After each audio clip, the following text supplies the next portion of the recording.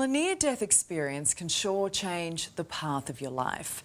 Kane was staring down some serious jail time until he fell 4 stories and almost died. The help of a stranger is what saved him. What followed is an inspiring tale of redemption. Honestly, it's pretty much changed my whole life. Kane Harley Pickles is a 28-year-old who's been given a new chance at life. And he's not about to waste it. What do you want to do with your new life? I'm never going to waste this second chance. I'm not going to take it as a privilege. I'm going to use every second of my life now to do better for the world and do better for myself and my family. Didn't think he was going to live. I know, it was horrible. As a teenager, Kane was heading down the wrong road. Drugs, house burglaries. He was looking at spending serious time in jail. When I was younger, I ended up making some dumb decisions in life where I made stupid decisions where I trying to earn easy money. Ended up in jail 2 times just for petty crimes. I was out of control. Kane's mum, Karen Cook. I say, you know what I mean, but yes, wild child, I'll put it, yes. Yeah. Taking the wrong decisions, yes. He's always been a handful. But a shocking accident that nearly killed him has given him a fresh chance. If this didn't happen to me, God knows where I would be.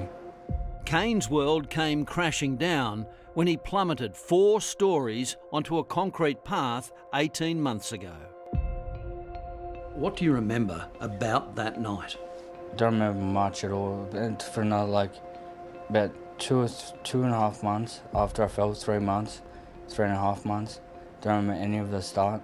It was all pretty much a blur. He'd been out drinking with mates and had suffered a cut hand as he stumbled home to his apartment in a security block at Hurstville in Sydney South. He didn't have his key, so when he arrived, he tried to rouse his girlfriend, but she didn't answer.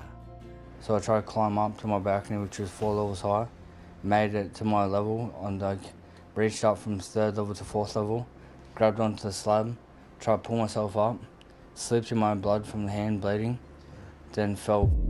He landed on his head on the concrete path below. The guys in the bottom apartment heard me hit the ground. One of them rushed out and found Kane slumped on the ground in a growing pool of blood. If I wasn't found within half an hour, I would have bled out. So that guy pretty much saved my life.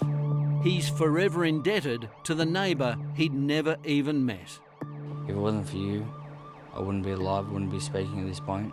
The neighbour flagged down a passing police car and an ambulance was called. But Kane's battle was far from over. After 19 days in a coma, he finally came to. He opened his eyes and he looked at me, and it were baby eyes. Kane thought he'd been in a plane crash. Touch and go for 2.5 months. It was touch and go. I was going to live. He suffered 3 skull fractures, 2 brain bleeds and a blood clot. They had to remove the front radial part, this part here, had to be removed to relieve pressure of the brain so it could swell, so it didn't kill me. So I had to remove this so I could survive. Neurosurgeons at St George Hospital performing the life-saving surgery. Nobody had an idea how I was going to be. I could be in a wheelchair for the rest of my life. I could never eat, probably never eat again, probably never talk again. 2 weeks later, the surgeons put the skull piece back in place, but Kane developed golden staph. He needed more surgery to once again remove the skull piece. Just because it was touch and go, I was going to live. So nobody knew what was going to happen to me. Today, the top of his skull is a titanium plate. Did you ever think you'd walk or talk again? Nobody had an idea how I was going to be. I could be in a wheelchair for the rest of my life. I could never eat, probably never eat again, probably never talk again. You just hope for the best. I don't know how to explain it. Months and months of occupational and physiotherapy has him almost back to the way he was. Now it's just been amazing. Kane believes his recovery was only possible thanks to the surgeons and his family.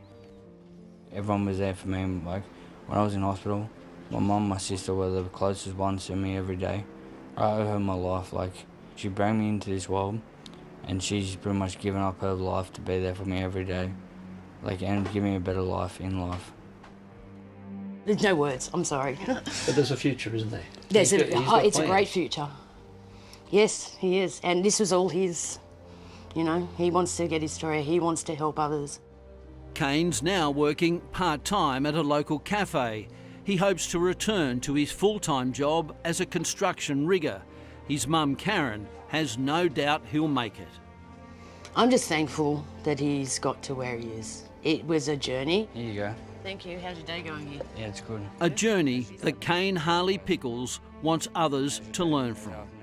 Make better decisions in life. This crime doesn't pay. It's just wasting your life. It's ruining your family's life. It doesn't give you a better chance in life.